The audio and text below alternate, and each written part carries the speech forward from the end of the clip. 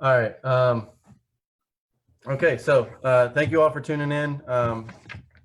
So tonight we have roundtable discussions with David Carroll of Dope Marketing and Jonathon Henderson of Pressure Washing Marketing Pros. Unfortunately, Kyle Davis couldn't make it tonight. Tonight's roundtable discussion will cover marketing and growing your business, Facebook ads, as well as systems.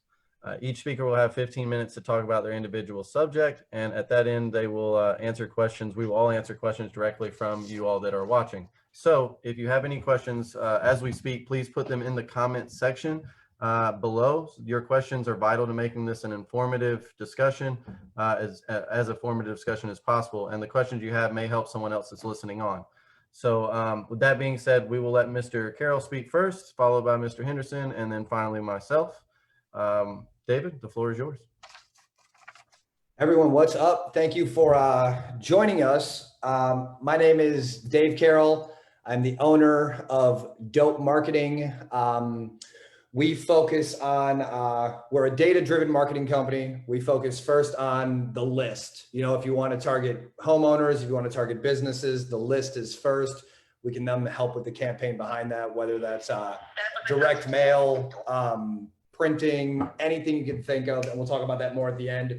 But more of my background is I own a cleaning company here in the Twin Cities, Lion Share Maintenance. We do a little over $1 million a year, 8 to 12 guys in the field, 3 girls in the office. And so my background of the first business I ever started is also a local cleaning company. So as I talk here in the mastermind, I'm going to reference some of the things that my cleaning company has done to scale to get up to where we're at now, where I've kind of phased myself out of the business. We have other people doing the day-to-day stuff, and my job just becomes keeping work on the calendar. So that's what we're going to talk about, is looking at a business, whether it's your first year, your 5th year, your 50th year, whatever the case, how to generate work for your business in this day and age. Because the thing is, marketing doesn't change that much, but best practices in marketing change. So, you know, 20, 30 years ago, whatever, before Al Gore invented the internet, you had to use a couple different methods of advertising. Maybe it was door knocking or hanging flyers or a little bit more referral work, cold calling, whatever. Then the internet comes out. The internet comes out and now we can do a bunch of different things, right? There's Google, there's Facebook, there's showing videos to people who you're running other advertisements to. And as technology advances and our job as business owners becomes more important to keep up on best practices. And so one of the best practices that I want to talk about here is cross-channel marketing. And by definition, cross-channel marketing is taking an advertising campaign and using it to target the same people on multiple different channels. Now, what's a channel? A channel is Facebook, Google, direct mail, a yard sign, a flyer. A channel is a vehicle that you put your marketing message into to carry that message to your customer.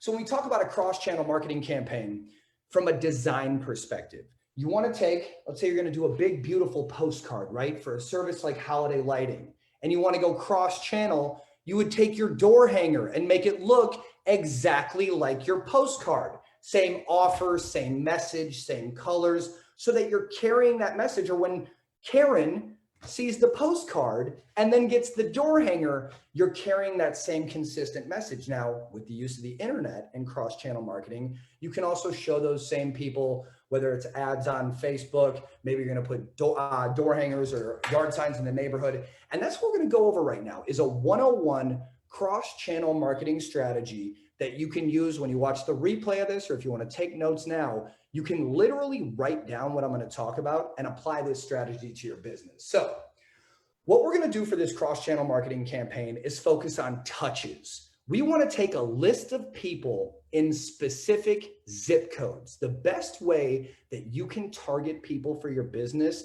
is figuring out, can we all agree a lot of us want to service homeowners as opposed to renters? We want people that own homes. What's another qualifying factor? Maybe how long they've lived in their home. That could be a factor. Maybe you want people that have lived in their house for a couple of years in these affluent areas. Maybe not. Another thing that's really helpful for targeting is the value of the home. Now, depending on your area in the country, you might be in a small area. You might be in a medium area. You might be in a large area. If you're in a smaller area, middle America, let's say you're somewhere in Iowa or Arkansas or something like that, lower population. The The people that you want to target, their home value might only be $150,000 or $200,000. Get to a more medium area. Let's say you're not in a major city, but outside of the major city, $300,000, $400,000 homes. You get into an area like David's, where it's like Atlanta. He's going for houses, 750,000, million plus, places in New Jersey, California. So understanding your market with a cross-channel marketing strategy is very important, because when you go to target the people that you're going to use this strategy for, you want to know the value of the home. We know we want homeowners. We know we want the value of their home. That's very common for the houses that you service or that you want to service. And then lastly, how old are these people? I like to say any like 35 or 40, upwards of like 65, 70 years old, and you'll know your market better than anyone. If you're in Hilton Head and you got a bunch of snowbirds, might be a little older. If you're in Austin, Texas, your audience might be a little younger because there are younger people there with money or whatever the case is. So step one, you're going to get a list of people that you can target with this campaign. There's data companies out there. We can help you with that. We'll talk at the end of the call about any of that stuff, but you want to list first. Next thing you're going to do is get a postcard designed and a door hanger designed along with a yard sign. Now the yard sign doesn't have to match this exact consistent branding, but you can get it pretty close, you know, holiday lighting, phone number, whatever. You're keeping the service in mind. So you have a postcard, you have a door hanger, you have a yard sign, and then we're going to do some cool stuff with Facebook ads. So from the top, you're going to get a mail piece and you're going to queue up the mail piece to get sent to this list of people that you just got, these homeowners with their home value or whatever. You know that mail piece is going to go out in 1 to 2 weeks. So what you're going to do is get some of those postcards sent to your office or your house, and you're going to record a video that you're going to run on Facebook. Hey, this is Dave with Lion Share Maintenance. You see this big fat postcard? You're going to be receiving this in your mailbox, so watch out for it. We got some great deals, some great coupons, $100 off, whatever. You're going to take that list of homeowners and you're going to do on Facebook. If you don't know how to do this, write this down, get on Google, how to upload a list to my Facebook account. It's called a custom audience. You're going to take that mailing list that you're going to mail these postcards to. You're going to upload that into Facebook so you can show the video you recorded of you holding the postcard. You want to show that to the people before they get the mail. You're getting touches on Facebook, warming them up, waiting for them to receive the direct mail piece. Run that video for 1 to 2 weeks as the mail is in transition or going to its destination or whatever. The night before or 2 nights before, it's hard to time the United States Post Office Service, especially if you're using EDDM, which is, talk about that later. But the idea is having a guess of when those postcards are going to hit. You want to put yard signs at the stop sign of people in those neighborhoods that you're sending the mail to and running the Facebook ads, the busy streets coming out of those neighborhoods. Pop your yard signs at the stop signs. I get some people are like, I can't do that in my area, or I might not. You're not going to go to jail for putting out a yard sign. You have my word, and I'm not a lawyer, but you're not going to go to jail. Put the yard signs out of the neighborhoods that you're sending the postcards to. They're seeing Facebook ads. They're getting your postcard. Now they're seeing yard signs that are reminding them, God, I've been seeing this company and these great ads and these postcards. Now you're seeing the yard signs reminding them again. Your phone is going to start ringing when this happens. Make sure that when you're doing the bids in these neighborhoods and you're getting these jobs, what are you doing? Like David posted in the group the other day, you're putting the 5 around door hangers that look just like the postcard they got and the Facebook ad where you're waving the thing at them. You're going to put this on the doors of the neighborhoods, getting another physical touch. When you look at the value of touches online and offline, you're going to have a more valuable touch when you can put something in someone's hand, a postcard, a door hanger, a flyer, whatever. Facebook ads are good reminders, but for a cold audience, give them something nice and thick and beautiful to touch, to hold on to. So now, over the course of this 2.5 weeks, they're seeing Facebook ads. They're receiving a postcard. They're seeing yard signs. They're seeing a door hanger. If you want to get aggressive, like I like to get, put out another round of yard signs, put out another round of door hangers, and record another video on Facebook that says, hey, this is Dave at Lion Share Maintenance. You just got this postcard and you've probably been seeing our business around town because we've been harassing you. You should give us a call, take advantage of this offer, whatever you want to do, keeping those consistent touches in line. What did we just cover in about 10 minutes? the exact way to take and implement a cross-channel marketing strategy in your business from start to finish. And the beautiful thing with this is you can do this with 1,000 customers, 2,500, 5,000, 10,000, wherever your budget's at. But using a strategy like this, leading out of the summer into the fall, good marketing breeds trust. And if you advertise like this, people will trust you. They'll use your services. You could be the next guy posting in the group talking about all these huge, amazing houses that you're doing because you targeted the right houses in your area. Q&A, make sure to post it in the comments. Aaron will be getting to that. And I will pass the mic to my man, Jonathan.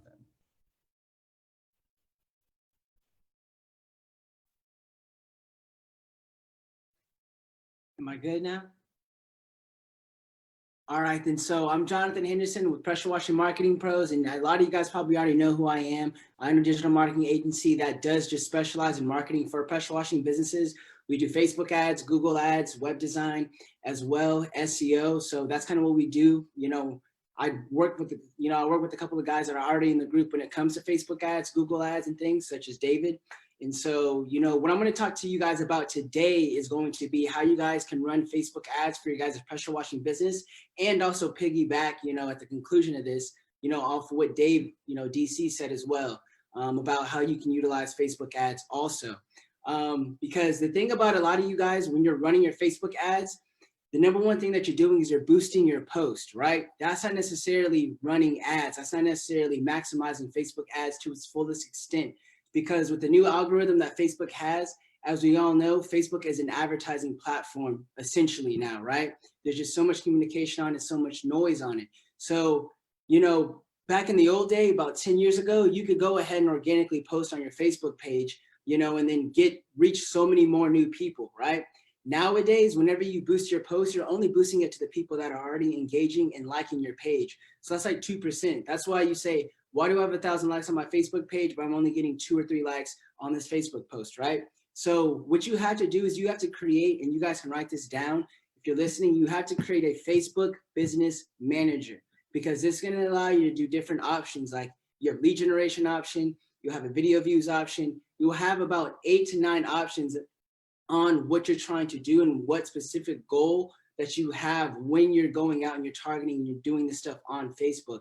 So that's where a lot of people are messing up at, because Facebook's just stealing your money, because they say, hey, we know that these guys don't want to get as extensive as they want to, by creating a Facebook business manager and, fleshing out these ads that way. So that's what you need to do. You need to create a Facebook business manager, and you can simply Google that, Facebook business manager, and sign up and get an account and set up an ad account, right?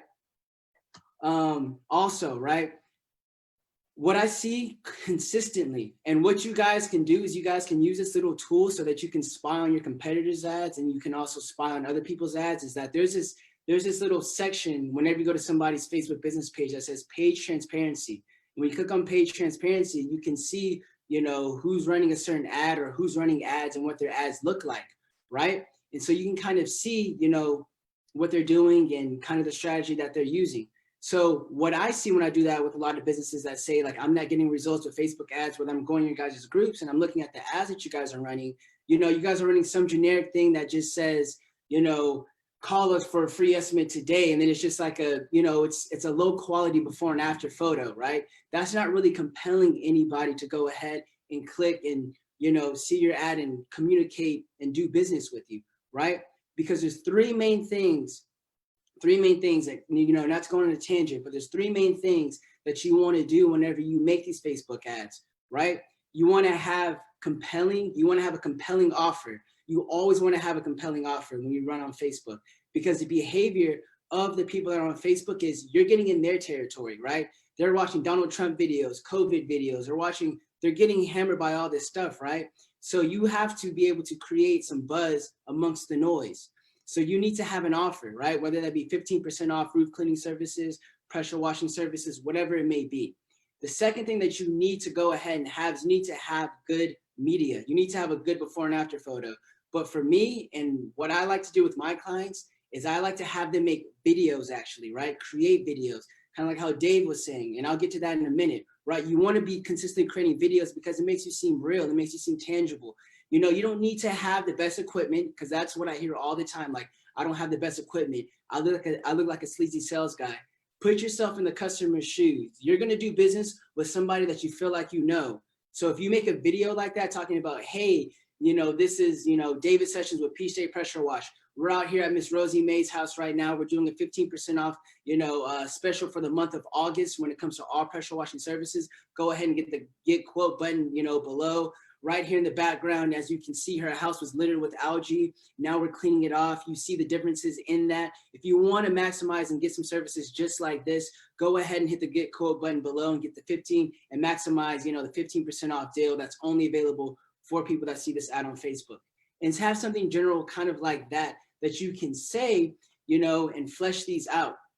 And the third thing is just going to be ad copy, kind of just going along with that. You don't need to make it too long form or make it too long, but that's what you want to go ahead and have. So I'll reiterate that again. The three main things that you want to have on Facebook when it comes to running a good Facebook ad like that is going to be, the ad copy, right? It's going to be the media that you have. So you don't want to just put any sleazy before and after. You want to have good, high quality, pictures on there, and you always want to run a deal.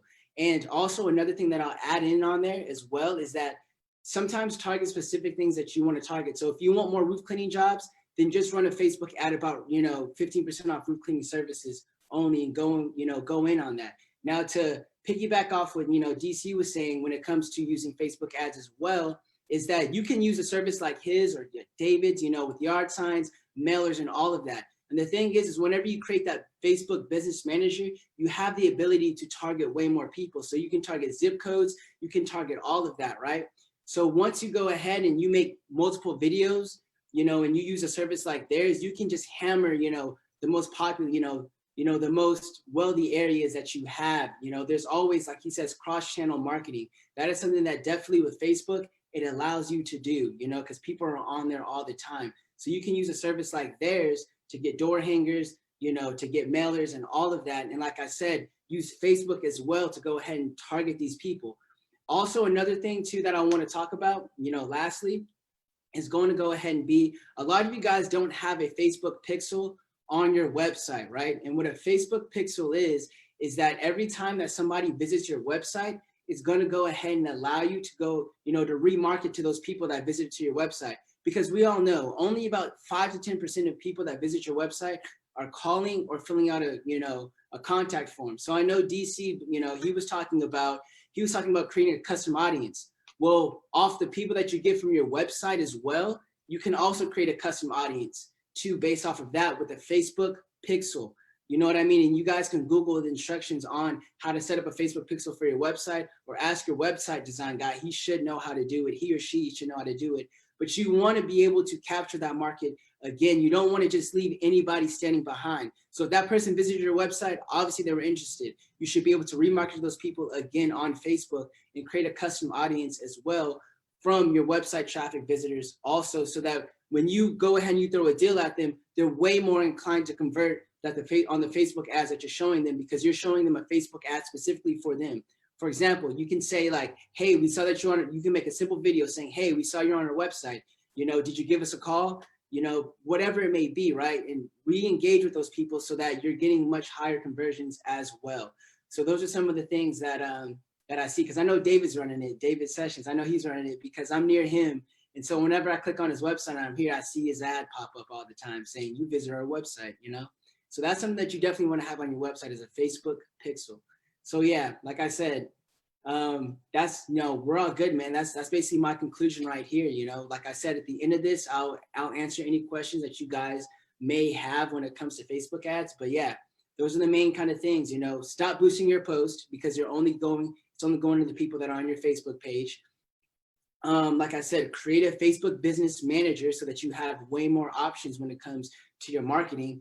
Like I said, when you're running these Facebook ads, also always have a deal, have good media, and have good ad copy, and then maximize the traffic, have multiple media touches, like using services like theirs to where you're running Facebook ads behind your mailers, behind your yard signs as well, and have a Facebook pixel on your website so that you're recapturing the traffic that's going to your website and marketing to those people specifically, because they have a higher conversion rate, when it comes to using your services, especially if they see it on Facebook.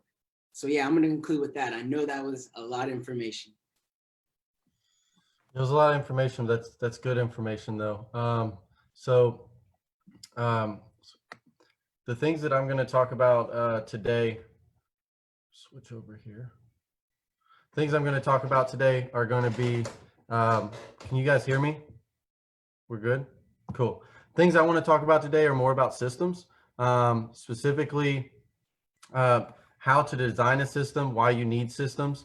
And so the first thing that you want to do when you're thinking about designing a system is find the need that your business has, right? So I'm going to list off a couple of examples. I've taken some notes down here, some things that I specifically saw when I started out, and then how you go about creating systems that help solve those problems and make your business more automated so that you're doing less working in your business and more working on your business. First, when you're finding a need, so I'm gonna list off a couple of needs. Do you find yourself with a low closing percentage on leads once the leads are sent an estimate? Do you find that you miss a lot of calls often? Do you find that you have a high churn rate on employees?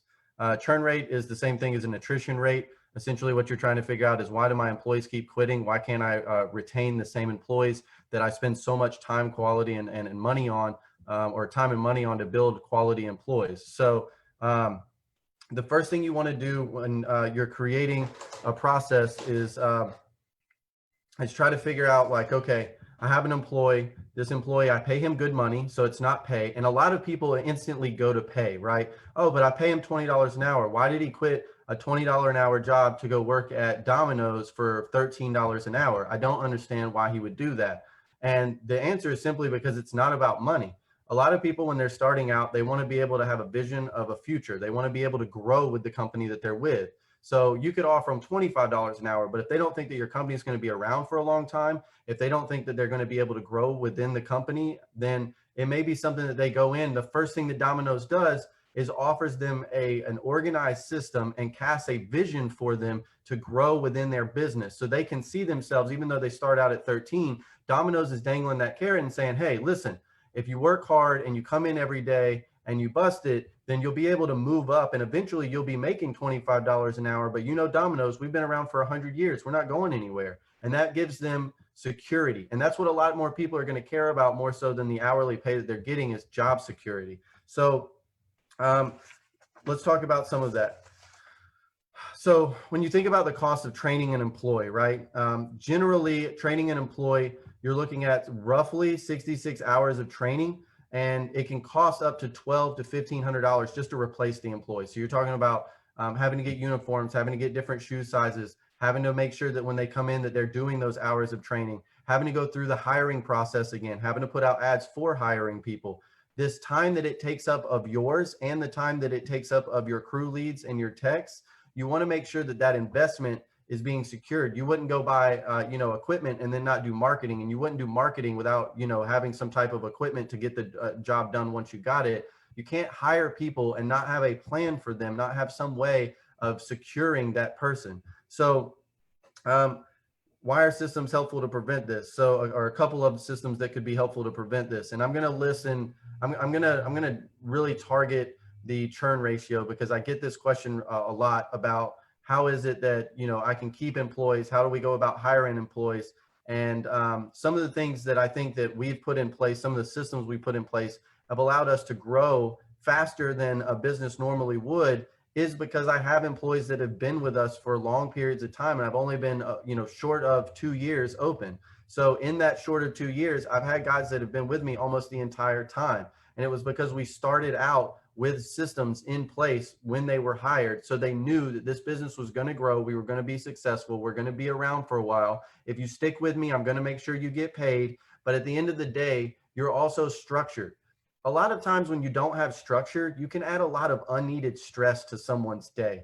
If you don't have the right equipment, you don't have the right processes in place, you don't have the right standard operating procedures, then it makes it incapable for them to get through a day without being frustrated at the company that they work for. And you're only going to come in and be frustrated at the company you work for so long before you think, I just need to go work for somebody else that doesn't make me as frustrated. So employee handbooks, okay, that's key. When you start any job, you go to Walmart and they're paying you minimum wage, you go to McDonald's and they're paying you minimum wage. These people that pay $0 for you to come in, right? I mean, I'm talking the bare minimum that the state will allow them to pay you. still start you off with hopes and dreams, right? They're going to give you a structured path to management. They're still going to give you an employee handbook. And the employee handbook is more than just a structured path to management. It's also about, when I bring you in, I tell you what it is that I expect from you. I set those expectations. And then once I set those expectations, I also let you know what would happen, right, if you don't hit those expectations. So something that I see a lot of people do is they'll hire somebody in, they'll teach them how to do the craft. The guy doesn't show up for a day, or he calls out a lot, or he's just late all the time. And so then you fire him. Well, the guy didn't know what was going to happen to him when he showed up late 3 times in a row. And I know that that seems like a common sense thing, but it's not, because you didn't set the expectation for him to understand that, hey, this is my second time being late. If I show up one more time, he's going to let me go. If he had that expectation, there's a good chance that he would have decided to come in on that 3rd time instead of being late that day. So you want to set expectations. You want them to know what their consequences are if they don't hit those expectations. And you want them to see a path forward for you and cast a vision for your company. It lets them know the culture that you're going to have. It lets them know what your policies are. It also lets them know how can they go about getting pay raises? How can they go about their training period to maximize that period when they're hired on? So employee handbooks are really important. The other thing is standard operating procedures. If you don't have an SOP for your business, you need to stop right now and make one right now, because a standard operating procedure, no matter how many guys you hire, the more you bring in, then the more unorganized your company gets, because everybody has their own way of doing things. And what I like to always say when we bring people in is we're going to train them on the Peach State way. Everyone does it the Peach State way. And it's important for a couple of factors, not just employee retention, but you think about, if I have a crew lead that gets sick, my techs that work under him know exactly what our expectations are when we show up to a house. And every client, no matter which employee shows up from Peach State, is going to be able to get the same experience from whatever crew arrives.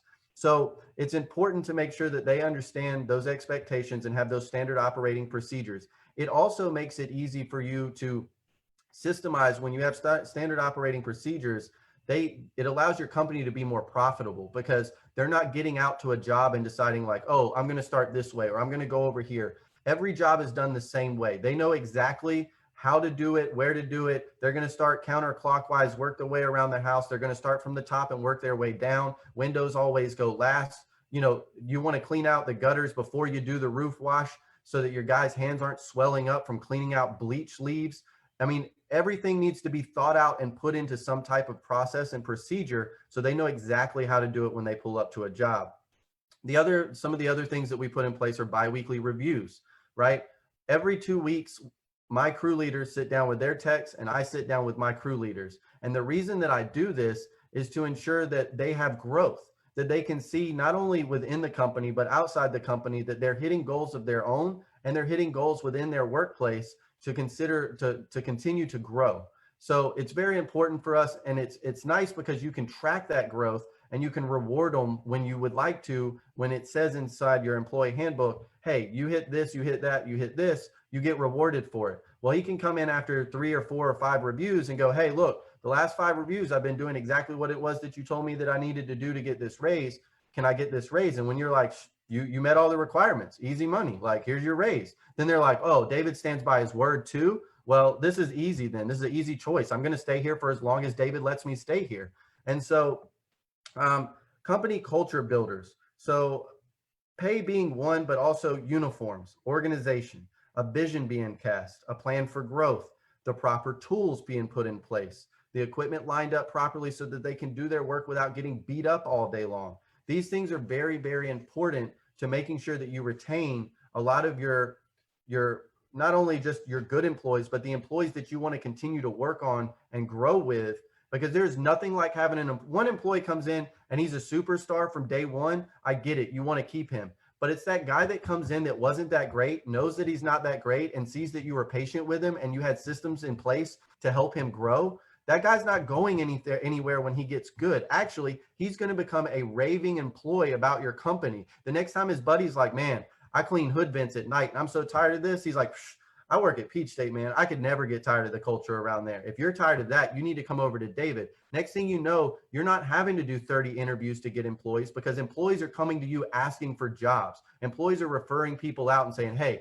this guy's really good. He's quality. You need to bring him in. And before you know it, you're having a contest with your employees. These guys know there's an A team, there's a B team, and there's a C team. And if you're on the C team, you better get your act together because there's guys on the sideline waiting to get some game time.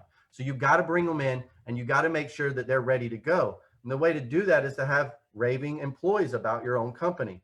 And then once you get to those processes in place, you want to better understand how you can automate those systems, right? So I'll keep on with the employee handbooks. We offer employee handbooks and SOPs in our new hire packets. These are sent out along with their, all of their tax information and everything that they have to fill out before day one. So before day one, before they step foot in my shop, they know their expectations. They know that they're going to get a uniform on day one. They know that their training period is a certain amount of time.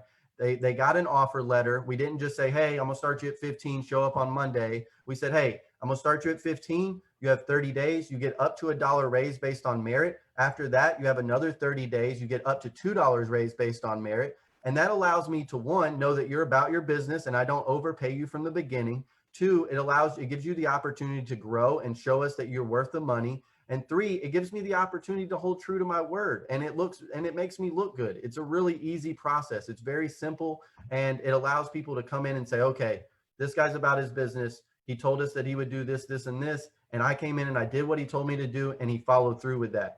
I don't want to go anywhere after that. Biweekly reviews are put in a digital form. So I don't just have like a paper review form where we sit down and we write these up and then I have to drive all the way to my shop every other pay period and pick these up from my crew leaders. And I could do this completely remotely from my business. And why? Because my guys can go on their cell phones. They clock in and out from there with our system. House Call Pro allows us to track where they're clocking in and out. It gives us all of this automation, but then they also have forms that are on our website that only employees can get, that they go into that link. There's a back page built onto my website. They fill it out as they go through with their text. And then I can wake up and I see them. I go through them. I can track the progress. They're digitally stored. So I don't have some file cabinet somewhere with papers that could get lost. And I'm able to see the growth without having to be personally involved in it, which allows me more time to grow my business through sales and marketing, how to focus on different areas and allow my guys to run their jobs. And so the one important thing that I really want to drive home to people out of this conversation about systems is that everyone has a system. If you think that you don't have systems, if you're a one-man show, and I hear this a lot when I'm doing consultations, is that if I'm just one guy, I don't need to focus on systems right now. I'm trying to focus on marketing. You have systems already. That mindset is a system. You're going to create systems by accident or you're going to create systems on purpose, but you are going to create systems. And once you've created a system, you've created a habit.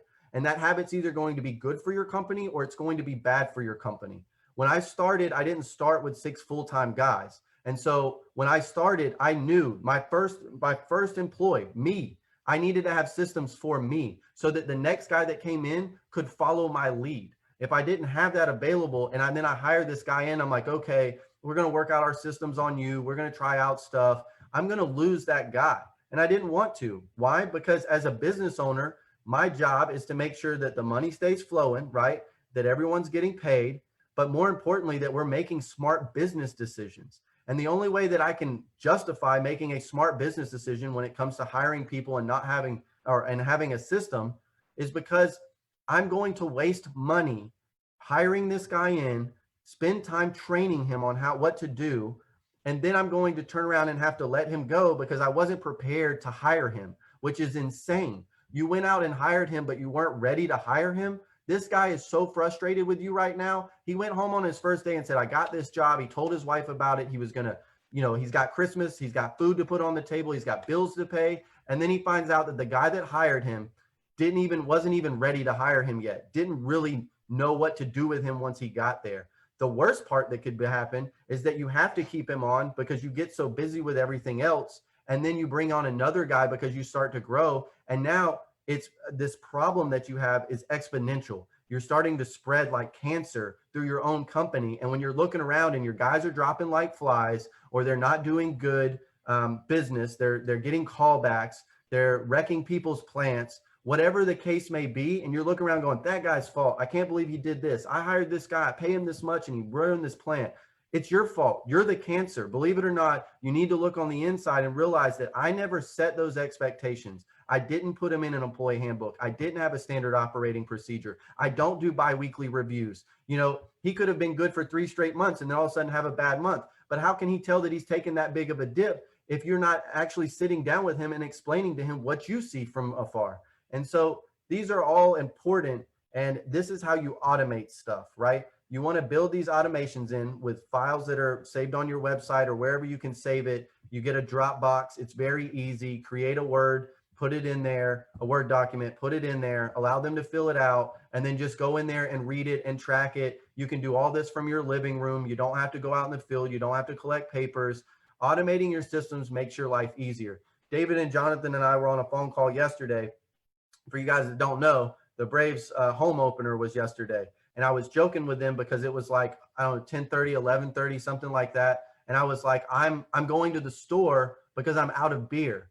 And I've been drinking since like 11 o'clock. I'm not condoning drinking at 11 o'clock. But what David's first comment was, well, man, you must be doing something right if you're having beer at 11 o'clock. And he's right.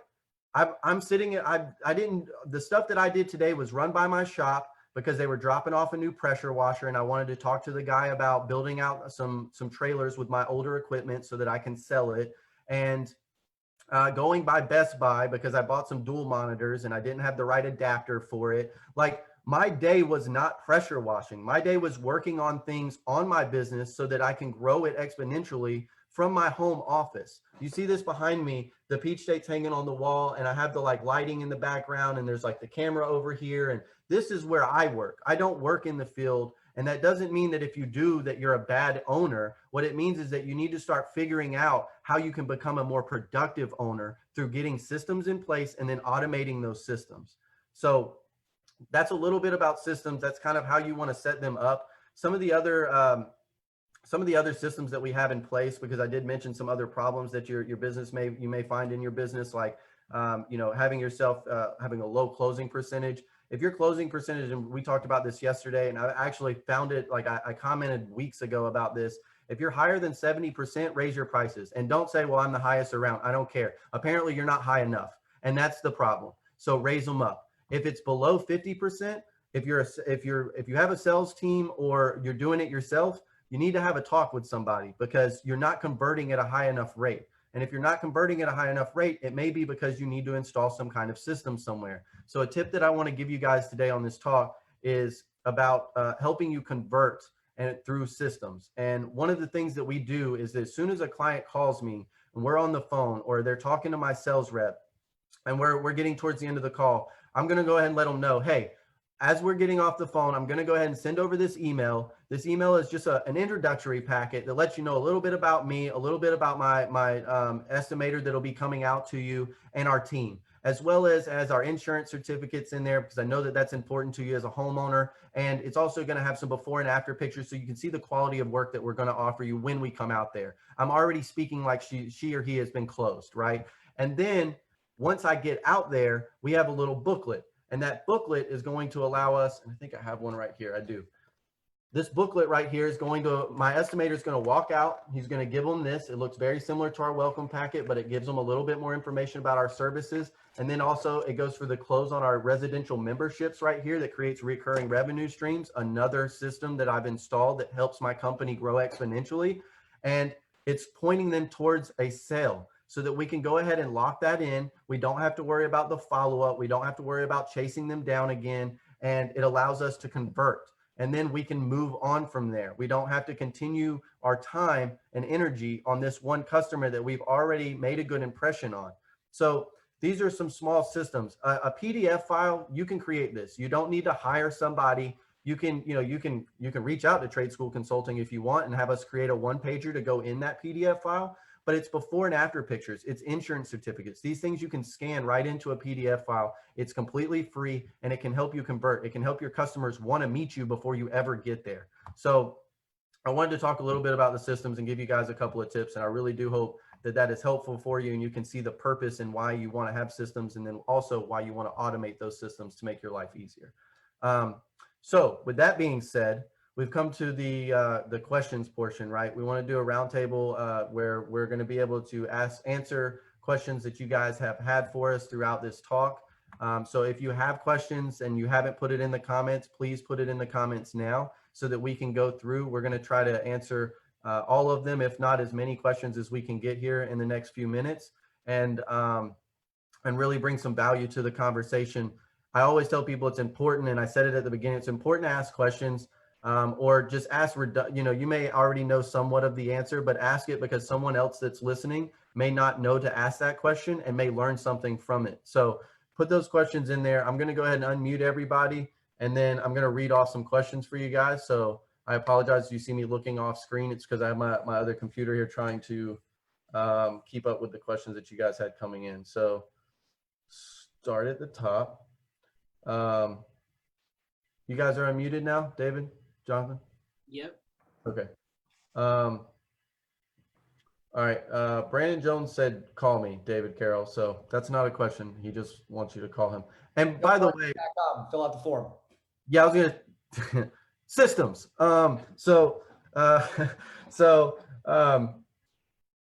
Let's go through here. Watching from, let's see. Is there such thing as a tight budget for Facebook ads that actually work? So I think they're wondering, like, do I have to have a certain amount of money, or is there something that they can do with a smaller budget in order to still generate leads and be effective on Facebook ads? Jonathan, you want to take that and I'll kind of follow up? Yeah. So really, it really depends. Like if you're running tight ads, if you're running your ads properly, you only need as much as you can probably attest to, Dave, probably like $300 at like, you can kill off $300 with Facebook ads, to be honest with you. You don't need $1,000 like you would for Google. I mean, you can set $300 if you're using those services like we're talking about, and you're targeting people that kind of already know you or they've had one or two touches with you. Basically you spend by how many people convert, right? So if you have people that are converting at a consistent basis, you can pay as much to $5 to $10 per lead. Even lower than that, like $3 to $4 per lead, right? So you don't need that much money. There really isn't that much money. You only need like $200-300. Go, Dave. The biggest part of when you're like, whether you're first starting or you just have a smaller budget or whatever, it's like, you got to be able to track what comes from that. If you want to approach a marketing conversation, you want to say, I can only spend $300 or $500 or $20, whatever it is. You need to know what the result is of that money. And so that can be as simple as like, whether you do your own website or you paid someone to build your website. If you're going to run a Facebook campaign and you're going to boost it for $5, $10, $20 a day, you don't want to hire someone to manage it. You just want to do it yourself. Make sure you have a link in that ad that goes to a form that when someone fills that form out, you can credit it back to that money you spent. This way, if you start off and say, I can only spend $300 a month, $10 a day, which like Jonathan said, like you can generate some jobs that will pay for that money. Guaranteed, any market in the country, doesn't matter. But I don't want to say the worst thing you can do is approach something and say, well, if I can only spend this much, what would happen? You got to look at something like, everyone wants to grow their business, right? I want to grow. I want to get off the truck. I want to make $1 million a year. I want to do whatever it is. Well, like you got to put yourself in uncomfortable positions every day to do that. And so if you want to approach a marketing conversation and say, I can only spend this much money, ask yourself why you came up with an amount of money you can spend, instead of looking at like, how many leads could I generate with this budget based off my close rate and the profit I'll make off that job to justify spending X amount of money. If someone told me, Dave, I can get you 50 jobs for $1,000, would I do it all day long? $20 a lead, we can close 40 to 60%. We're going to make $150 to $350 profit off an average minimum job. It's called printing money.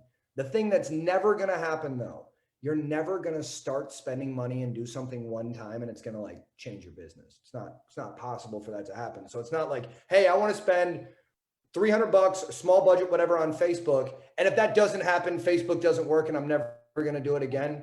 You have 5 fingers as an entrepreneur. You have 5 fingers on your hand for a reason. You're supposed to be doing 4 things all the time that are getting closer to working better. And that 5th thing is always disposable to add something else to it. So spend money here, spend some time here, try this there, make sure you're tracking it. Then you never have to approach a marketing conversation and say, I only have no budget or some small budget, because we're all business owners. We want to grow, right? So get your systems in place and how to track your marketing, and then you can approach that conversation a little bit differently.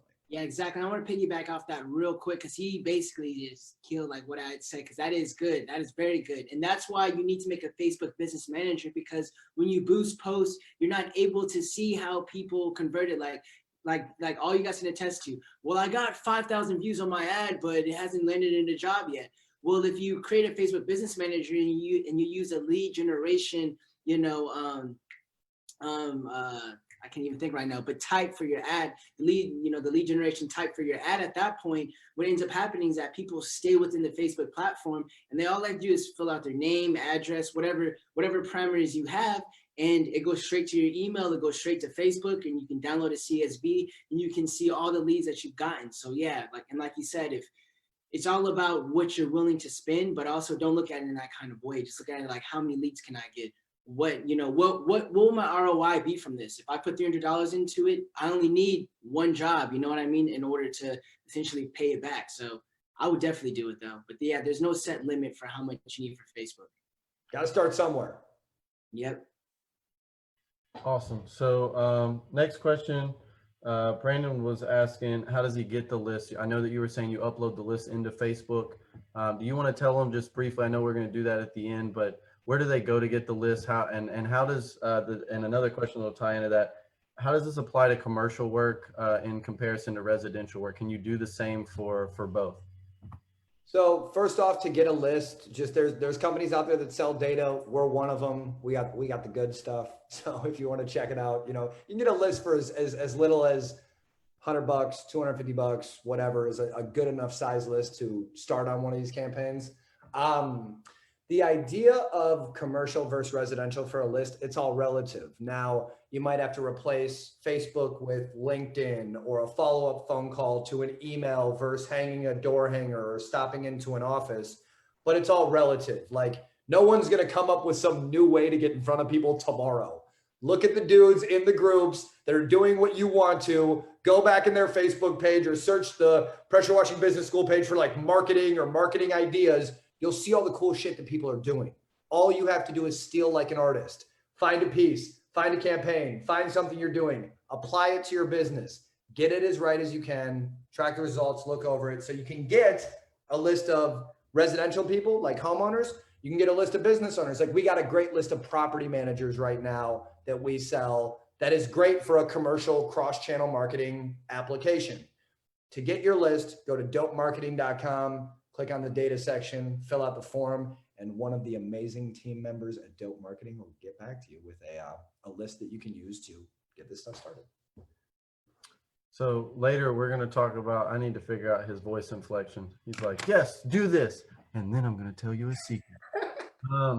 So Jordan Caldwell actually has a really good question. I see this a lot. It's a common question.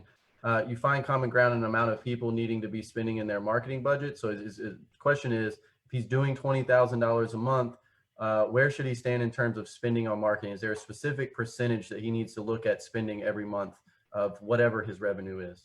That number can range a lot. And if you look back in the business books written all the way back from the Great Depression, to the guy who wrote a business book yesterday,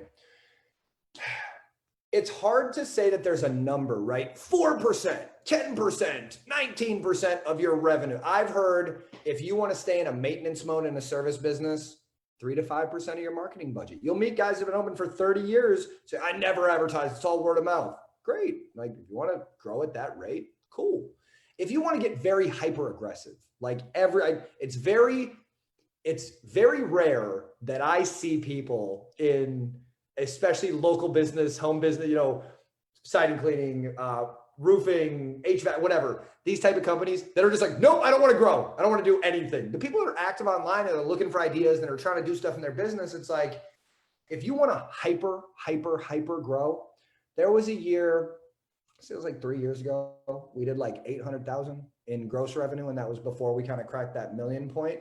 Man, we spent like 23% of our gross. I was spending like almost $200,000 that year in marketing between direct mail and AdWords and Facebook. And like, when we were doing like heavy EDDM campaigns, man, I used to order them by the pallet. I'd order like 100,000, 250,000 pieces of EDDM. We got the videos on my Facebook page of like, I had the girls and our employees in the shop. It looked like a sweatshop, like these tables with facing slips and bundling stuff and tape on the floor and organizing this stuff. And it's like, what is the number? You do 10,000, you do 20,000, you do 50,000 a month, 100,000 a month, whatever. How much do you want to grow? You want to grow, spend more. Is it all going to work? Never. Should you be able to see what of those things are working and credit it back to that method of advertising? You know, there's a lot of times where you won't have your advertising budget in the bank. Maybe it's in accounts receivable, like depending on the level of where your business is at. Lion's Share Maintenance, my cleaning company, we got like 100 grand in AR right now, just from all the commercial work we've been doing over the past 2 months. And it's like, I can look and know there's that money coming in. Is it 1,000? Is it 10,000 or 100,000? Whatever. This money's coming. We paid the employees to do it. We're waiting to get paid. I feel comfortable strategizing a budget to spend some of that money going into the fall because gutter cleaning season is coming. Holiday lighting season is coming. I can take the steps to prepare designs, print stuff, lay out a budget, put some money aside to calculate a marketing budget. There's no good answer to the question, what's the number should I spend of what I want to get to? If you want to get to a place your business isn't in, spend an uncomfortable amount of money and just see what happens and track the money that you spend so that you can say, hey, next year, I'm not going to do these 3 things, but these 2 things, I'm going to spend that money on this shit because this worked better when I did it. And again, like David said, systems, tracking, and just understanding where that money's going and what the result is that came from it. Yeah, I'll say too, as a tip for systems and tracking, like if you guys are using multiple marketing strategies, you need to have different phone numbers. And like he was saying, a form that links back so that it tags that person. Google Voice is completely free. It does not take a rocket scientist to attach phone numbers to different marketing materials or different avenues of marketing so that you can determine, because here's the thing, if you throw 5 grand at Google ads and 5 grand at Facebook ads and 5 grand at direct door marketing, if you're doing those mailers and all of that other stuff, then you have to figure out when you're done with all of it and you have all this money sitting there and it's time to do it again, where do you go?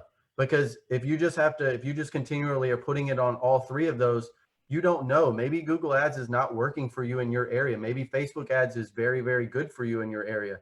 And so you'll know that, okay, I can take this money and I can put it in a different avenue that's more effective, that gives me a better ROI. And that's super important because it's going to help your company grow exponentially. If you're wasting marketing dollars, for every marketing dollar you waste, it should be a 10 times return, 8 to 10 times return somewhere in that general area. And David, if I'm wrong, correct me there, but 8 to 10 times return somewhere. If you're not if you're seeing a 3 or 4 times return in one area, but because you're not tracking it, you don't know, you're just wasting opportunities with those marketing dollars that could be going somewhere that could actually give you a better return. So it's important to track those, and Google Voice numbers and digital forms are an easy way to do that. One of my favorite things about failed marketing campaigns is the best money you'll ever spend because you never have to do that shit ever again. You're like, oh, that doesn't work, man. It's not. And you got to give things a chance, right? It's like these little weirdo things that you hear about, like some guy that, you know, figured something out and it sounds a little too good to be true. Whatever the case is, try that. And that might not work. But things like Google, direct mail, door hangers, yard signs, like there's a reason these have all existed for a long time, and they don't just not work for your business. You just haven't figured out quite the right message, stayed consistent enough, done the things with these historically proven methods of advertising.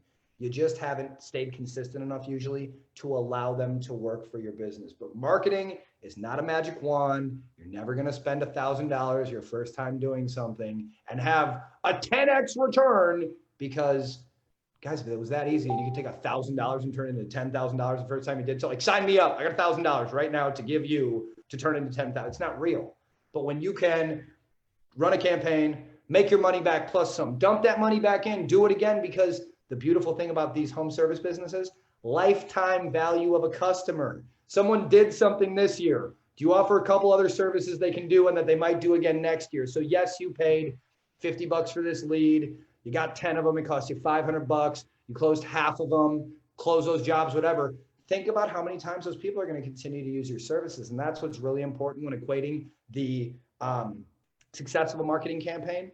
Because if you did something small and you only got a little bit back, I can tell you from owning a business for 10 years, historically, people will use your business up to like 5-6 years until they move, until they get up, whatever the case is. People are going to use your services more than once, especially if you stay in communication and contact with them. So lifetime value, recognize that too when you're spending your marketing dollars. Okay, so last question, Anthony Muniz, and this is a good question because I've actually had to answer this several times, and the answer is probably not what he wants to hear. But outside of internet, word of mouth, what's been your best effective or most effective marketing strategy? And before anyone dives in, I'm sure that there's a lot of effective marketing strategies out there, but the thing is, like, it depends on your business, the strategy that you have going into that. Like what Dave just said, if there's a bunch of tools out there, but just like a hammer, if you're not using that tool properly, it's not going to be effective for you. And depending on your service area and your market area, you may have tools that are better use than other people that are in other market areas. So you're asking three guys that are spread out. Well, Jonathan and I live in the same state, but Dave is all the way in Minnesota and I'm in Atlanta. If you're asking us what our most effective marketing strategy is, it could be very different just based on the areas that we serve. I can specifically tell you just through consulting people that I've consulted people that are an hour away from me and their marketing strategies are totally different than my marketing strategy because I'm targeting $1 million homes and up, and they're over there targeting, $150,000 homes because that's what's in their market area. So with that being said, I just want to give that preface before we go into that question, since it is the last question, and then I'll let Jonathan and Dave take it from there. You want to go first, man? No, Jonathan, go for it, man.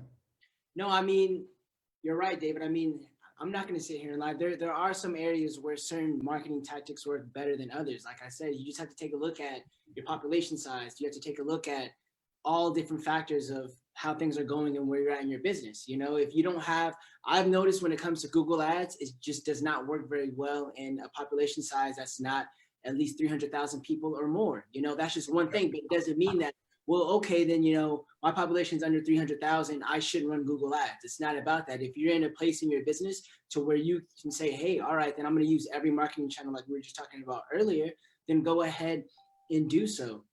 Right. So it just really depends on where you're in your business and what you have systems for in place that are going to work for you. But like I said, what I've generally seen just across the board is that SEO, website design, all of that, you're no matter where you're at in Timbuktu on anywhere, that's going to be kind of your foundation for all of your marketing, just being able to be found online. If somebody saw your door sign and they type your name in and then you don't even show up first for your own brand name, right? So even basic things like that in SEO are going to be that foundation. But like I said, I agree with them that there's just always going to be different other, marketing platforms in that are going to work good in Georgia and some that are going to work good in other areas. Like I know for like David, Google Ads works very well in Atlanta. People call all the time. We get 4 to 5 calls a day in Atlanta, right? For other areas that I work with, like, it's been Phoenix, Arizona, for example. That just did not work out when it came to Google Ads. Yes, there's 1 million people out there, over 1 million people out there in Phoenix, Arizona. But for some reason, when it came to Google Ads, people just did not, they did not resonate with it well. For pressure washing, but and this is a good point to it. If you flip that on its head and say Google Ads for window washing, now boom, all of a sudden Phoenix is a market that you could be, it's a very viable. Like air conditioning repair or something that's Exactly. That's what I'm saying for every market, even when I said population size, you know what I mean? Even when I said it depends on, there's just so many other different factors. And that what goes back to it is throw your dollars at it, see if it works. If it doesn't work, either refine it because you haven't found how to correctly do it yet, or just eliminate it completely and double down on what works. And yeah, Dave, I know you have a very good answer for this. You know what? Dave is about to come with that answer when he looks down and takes a deep breath like, okay, guys, here it is. Hey, let me center it quick. So basically, you got 2 things in your business.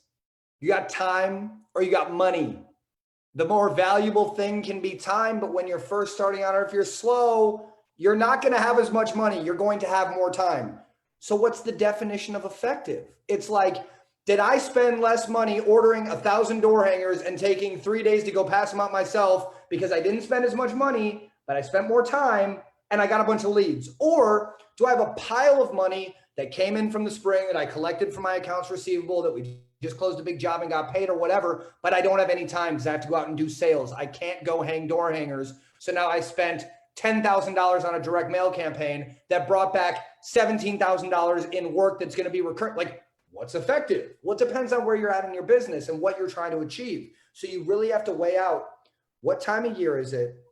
What do you have more of? Is it time or is it money? Maybe you have two guys that you have to keep busy, but it's summertime and the residential work slowed down. A good effective thing to do for them, going back to what David said about morale, quality of employees, keep those dudes busy. Keep them on full time. You got a pile of money from the spring that would have made you. Have them go put out yard signs or go put out door hangers or go do these different things. It's like, it's never going to be what works the best. You want my opinion? It's direct mail. It's the most tried and true thing. The post office exists for a reason. During all this COVID nonsense, look in your mailbox.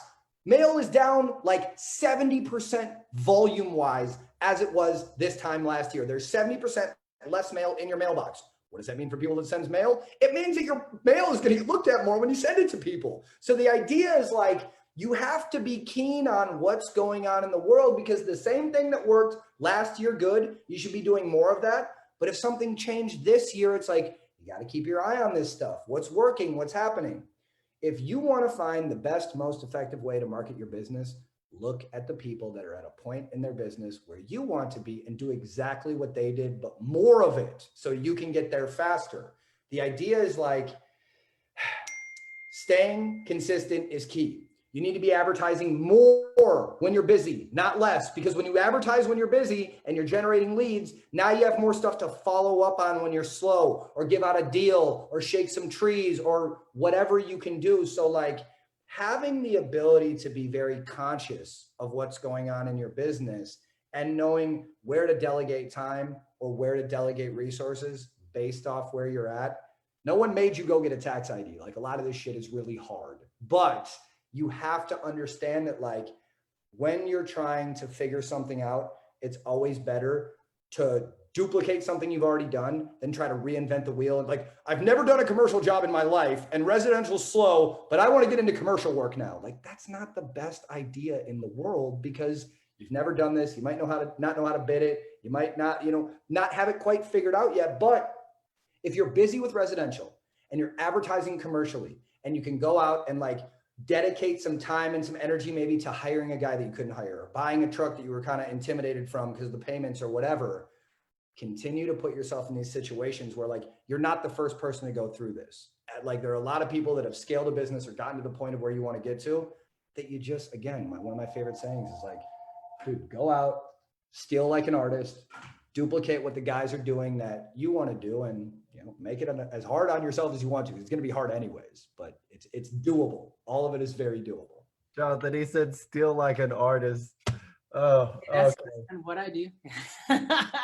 Amen. I didn't make up anything I do. This has all been around since way before I was born.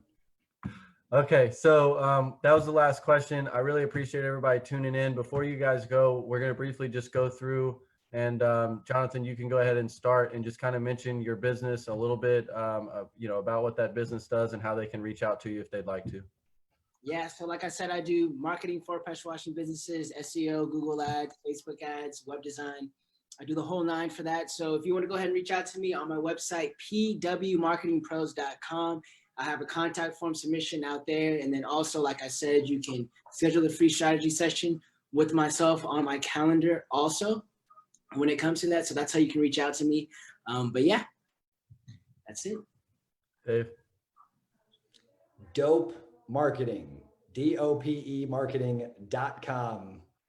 Data, direct mail. We got emails, we got cell phones, we got data coming out of everywhere. It's where every good campaign starts. It's where we will start you. And then we can help you set up a strategy based off your budget, what you're trying to do. There's a bunch of forms on our site. They all lead to our amazing team, depending on who you want to get connected with or what you want to do.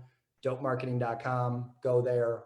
Check out the Facebook page. We're putting a bunch of cool stuff on there all the time. We also put out like playbooks all the time. So we have like a playbook on holiday lighting. We have a playbook on yard signs. We have a playbook on property managers. We have a playbook on sending direct mail. educating yourself, seeing what you want to do, ask some questions. If you download a playbook, I promise you this, then 24 to 48 hours, someone from my team will be harassing you to see how we can help you. So get a playbook. Let us help you out. Dopemarketing.com. Dude, I'm getting a playbook on Christmas lighting because I want to be harassed by dope marketing for Christmas. You're coming up here. Yeah, I am. I'm going to come up there and see the real deal in action. I want to say before I mention Trade School Consulting and kind of what we do and how you can reach us, I use both of these guys' services. Jonathan does my Google ads. He's about to start doing my SEO, so I'm switching over. David, I use for my direct mail marketing and getting my information, just my mailer list. If I want to get, let's say that I don't, there's times where I'm like, I don't need direct mail at this point in time because there's certain, and David and I have talked about this, like times of the year and things like that you want to use, right? But there's always a time to be marketing. And so to get that information, I can just hit him up and say, look, I need an email. I need emails for every property manager in this area or these counties or these zip codes. And I can get those and I can handle it myself. And it's super affordable data collection in my mind. So I just want to give a shout out to both of you guys because your services are awesome. There's a reason that I have you on here, and it's because I've used you and I know that they do work and they pay off in the long run. So I appreciate that. With that being said, Trade School Consulting, you can go to tradeschoolconsulting.com. Trade School Consulting is going to help you with designing your door hangers, your business cards. You can go in and look at logo creation, anything there that is in print marketing, websites. We'll help you with any of those items, and you can just simply go there, click shop, and then from there you can kind of select the items that you want. You always also can reach out to me for consultations. We do half-hour and 1 hour consultations. The half hour is $55, the 1 hour is $100. And you can also book that through the website. So please book it through the website. There's a reason we have the systems in place. My time is valuable, just like these guys are. And we want to make sure that we're using those systems as best we possibly can. So tradeschoolconsulting.com. Outside of that, I really appreciate everybody tuning in and listening. I hope that the conversation was informative for you and you were able to learn and take something away from this. Could be very helpful. That's it, guys. I'll talk to y'all later, everybody. Appreciate you guys.